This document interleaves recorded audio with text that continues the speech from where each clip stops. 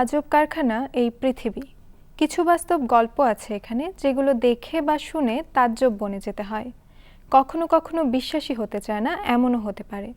তেমনি কিছু বিস্ময়কর বা আজব গল্প নিয়েই সাজানো হয়েছে আমাদের আজকের বিশ্ববিচিত্রা।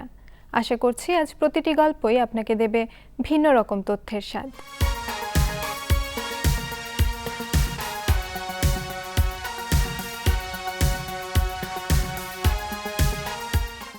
বিশ্বজুড়ে এখন চলছে ফুটবল বিশ্বকাপ নিয়ে উন্মাদনা। ফুটবল ভক্তরা তাদের নিজ নিজ দলের সমর্থনে নানান কিছুর আয়োজন করছে। এরই মাঝে এক অভিনব কাজ করল ম্যাসাচুসেটস পোর্ট অথরিটি। তারা ৪৭.৯ ফুট ব্যাসের এক বিশাল ফুটবল তৈরি করে বিশ্ব রেকর্ড গড়েছে।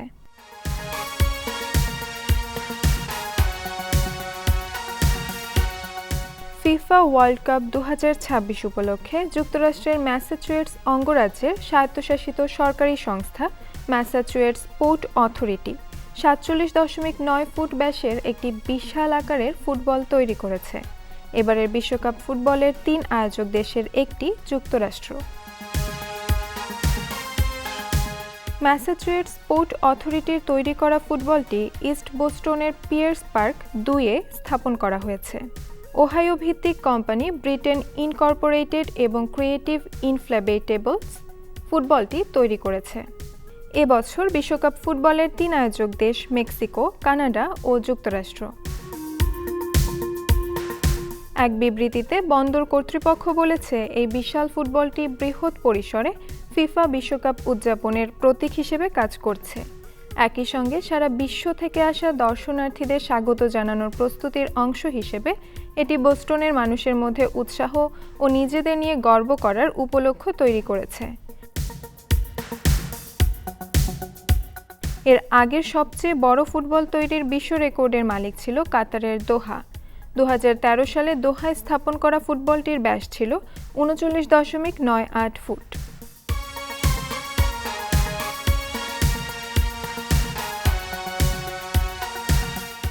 কালো রঙের ডার্বি হ্যাট, টুথব্রাশের মতো দেখতে গোঁফ এবং হাতে লম্বা ছড়ি। সম্প্রতি সুইজারল্যান্ডে ৪ শতাধিক ব্যক্তি একত্রিত হয়েছিলেন চার্লি চ্যাপলিনের বেশে। লক্ষ্য ছিল বিশ্ব রেকর্ড গড়া।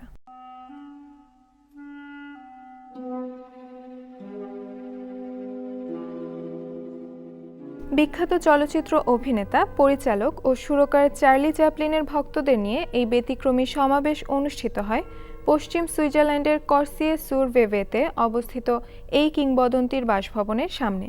জীবনের শেষ ২৫ বছর তিনি এ বাড়িতেই কাটিয়েছেন। তার বাসভবনটিকে এখন জাদুঘরে রূপান্তর করা হয়েছে। জাদুঘর প্রতিষ্ঠার ১০ম বার্ষিকী উপলক্ষে আয়োজিত এই সমাবেশে মোট ৪২৯ জন চার্লি চ্যাপলিনের সাজে আসেন। যদিও তাদের লক্ষ্য পূরণ হয়নি। তাদের লক্ষ্য ছিল চার্লি চ্যাপলিনের সাজে এক জায়গায় সবচেয়ে বেশি মানুষ জমায়েত হওয়ার নতুন রেকর্ড গড়া। কিন্তু তারা ২০১৭ সালে হওয়া রেকর্ডটি ভাঙতে পারেননি। সে বছর ৬৬২ জন চার্লি চ্যাপলিনের সাজে জাদুঘরের সামনে জড়ো হয়েছিলেন।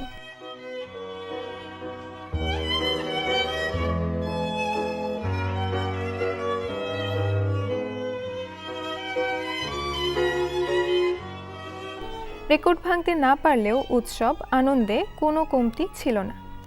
সুইজারল্যান্ডের ফরাসিভাষী অঞ্চলের অন্যতম প্রধান শহর লৌজান থেকে প্রায় ২৬ কিলোমিটার দূরে অবস্থিত বিশাল ম্যানোয়ার দ্য বান এস্টেটে এ জাদুঘর গড়ে তোলা হয়েছে। চার্লি চ্যাপলিন, তার স্ত্রী উনা ও তাদের ৮ সন্তানকে নিয়ে ১৯৭৭ সালে ৮৮ বছর বয়সে মৃত্যুর আগ পর্যন্ত সেখানেই বসবাস করেছেন। শীতল যুদ্ধের সময় সোভিয়েত অনুপ্রবেশ নিয়ে তীব্র আতঙ্কের প্রেক্ষাপটে ১৯৫০-এর দশকে কমিউনিস্ট সমর্থক সন্দেহে চার্লি চ্যাপলিনকে যুক্তরাষ্ট্রে প্রবেশ করতে বাধা দেয়া হলে তিনি সুইজারল্যান্ডে স্থায়ী হন।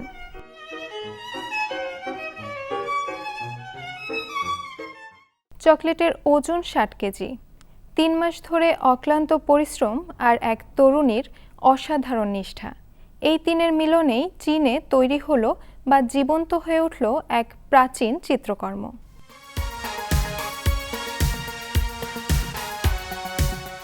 চীনের ব্লগার ফান সুমু সম্প্রতি চকলেট দিয়ে along the river during the কিংমিং ফেস্টিভ্যাল নামের একটি প্রাচীন চিত্রকর্মের এক অবিশ্বাস্য ত্রিমাত্রিক ক্ষুদ্র সংস্করণ তৈরি করেছেন। শিল্পকলায় তার কোনো প্রাতিষ্ঠানিক শিক্ষা নেই। আন্তর্জাতিক বাণিজ্য বিষয়ে পড়াশোনা করা এই তরুণী শিল্পকর্ম বিষয়ক সবকিছু অনলাইনে ভিডিও দেখে শিখেছেন। গত মে মাসের শেষ দিকে ফানের ভিডিওটি প্রকাশ পেতেই ইন্টারনেটে আলোচনার ঝড় ওঠে। মুহূর্তেই প্রায় 10 লাখ লাইক পড়ে। চিত্রকর্মটি মূলত উত্তর সং রাজবংশের চিত্রশিল্পী ঝাং জেদুয়ানের আঁকা।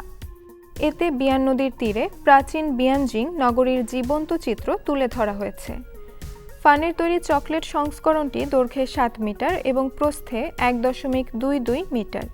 এতে 176টি বাড়ি, 281টি গাছ এবং 20টির বেশি নৌকা ও 816 জন মানুষের অবয়ব রয়েছে।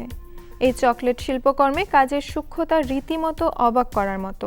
প্রতিটি মানব মূর্তি মাত্র 2 সেন্টিমিটার উঁচু আর ক্ষুদ্রতম জানালাটি 1 সেন্টিমিটারের কম।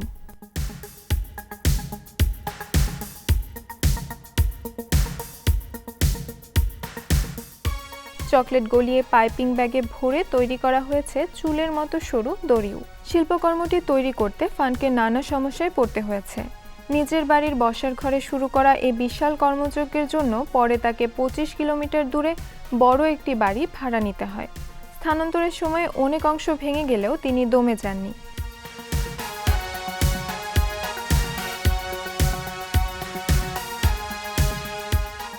এর আগে বেইজিংয়ের হল অফ সুপ্রিম হারমোনি, প্যারিসের আইফেল টাওয়ার কিংবা বিশ্বখ্যাত মোনালিসা চিত্রকর্মেরও চকলেট সংস্করণ তৈরি করেছেন ফান। ভবিষ্যতে চকলেটের মাধ্যমে ঐতিহ্যবাহী চীনা স্থাপত্যকে বিশ্বের দরবারে আরও ছড়িয়ে দেওয়ার স্বপ্ন দেখছেন এই তরুণী। নেটিজেনরা বলছেন এ কাজ গিনেস রেকর্ডের দাবি রাখে। খাঁচায় বন্দি সাধারণ একটি টিয়া পাখির গড় আয়ু কতই বা হতে পারে? বড়জোর 15 থেকে 20 বছর। কিন্তু প্রাকৃতিক নিয়মকে বৃদ্ধাঙ্গুলি দেখিয়ে এক অনন্য কীর্তি গড়েছে যুক্তরাষ্ট্রের একটি খাঁচায় বন্দি টিয়া পাখি। 32 বছরের দীর্ঘ জীবন কাটিয়ে বিশ্ব রেকর্ড গড়েছে পাখিটি। 1997 সালে যুক্তরাষ্ট্রের বাসিন্দা আমান্ডা বেথের বয়স যখন 23 বছর, তখন তার মা তাকে প্লাম বা গাঢ় বেগুনি রঙের মাথাওয়ালা এবং আকর্ষণীয় সবুজ শরীরের ছোট্ট একটি টিয়া পাখি উপহার দেন। পাখিটি প্রথম থেকেই ভীষণ চঞ্চল ও বাচাল প্রকৃতির ছিল এবং অনবরত চিৎকার করে নিজের নাম স্পুডলস বলে ডাকত। সেই সময় পাখিটির আনুষ্ঠানিক নথিপত্র এবং তার পায়ে থাকা বিশেষ লেগ ব্যান্ড বা পায়ের বলয় বিশ্লেষণ করে দেখা যায় তখন তার বয়স ছিল 3 বছর। খুব অল্প সময়ের মধ্যেই মালকিন আমান্ডা বেথের সঙ্গে স্পুডলসের এক অদ্ভুত ও গভীর ভালোবাসার সখ্য গড়ে ওঠে। পাখিটি আমান্ডার কাঁধে চড়ে ঘুরে বেড়াতো এবং আঙুলের ডগায় বসে থাকতে ভীষণ পছন্দ করত। শুধু তাই নয়, বিভিন্ন সুরেলা শীষ দেওয়ার পাশাপাশি রান্নাঘরের মাইক্রোওয়েভের বিপ শব্দ হুবহু নকল করার এক অসাধারণ ক্ষমতা ছিল তার।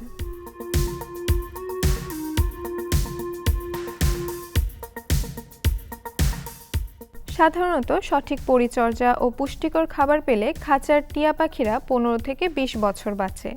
স্পুডলস যে তার স্বাভাবিক আয়ুর চেয়ে প্রায় দ্বিগুণ সময় বেঁচে থাকবে এবং তার জীবনের এক দীর্ঘ পথসঙ্গী হিসেবে থেকে যাবে তা আমান্ডা বেথ কখনো কল্পনাও করতে পারেননি। দেখতে দেখতে আমান্ডার পরিবারের সঙ্গে হেসে খেলে 32টি বছর পার করে দিয়েছে এই সবুজ পাখিটি। গত 28 মার্চ 32 বছর 86 দিন বয়সে বিশ্বের সবচেয়ে প্রবীণ জীবিত টিয়া পাখির মর্যাদাপূর্ণ স্বীকৃতিটি পায় সে। গত 26 জুন গিনেস ওয়ার্ল্ড রেকর্ডস আনুষ্ঠানিকভাবে এই ঘোষণা দিলে আমান্ডা ও তার পুরো পরিবার দারুণ আনন্দের সঙ্গে দিনটি উদযাপন করে। বিশ্বের সবচেয়ে জোরালো কণ্ঠস্বরের অধিকারী হিসেবে নতুন বিশ্ব রেকর্ড গড়েছেন অস্ট্রেলিয়ার 58 বছর বয়সী জোসেফ ম্যাকগ্রেল বেটাপ। সম্প্রতি তার কণ্ঠের তীব্রতা পরিমাপ করা হয়েছে 122.4 ডেসিবেল, যা মূলত একটি উড্ডয়নরত জেট বিমানের শব্দ বা একটি অ্যাম্বুলেন্সের সাইরেনের শব্দের সমপর্যায়ের। ডেসিবল হলো শব্দের তীব্রতা প্রকাশে ব্যবহৃত পরিমাপের একটি একক। মানুষ স্বাভাবিকভাবে প্রায় 60 ডেসিবল তীব্রতায় কথা বলে থাকে। 85 ডেসিবলের বেশি তীব্রতার শব্দ মানুষের কানের জন্য ক্ষতিকর। ক্যানবেরা ও কুইনবিয়ান শহরের সরকারি টাউন ক্রাইয়ার জোসেফের কণ্ঠস্বর আগে কিন্তু এতটা শক্তিশালী ছিল না। তিনি কণ্ঠের চর্চা করে আজ এ পর্যায়ে পৌঁছেছেন।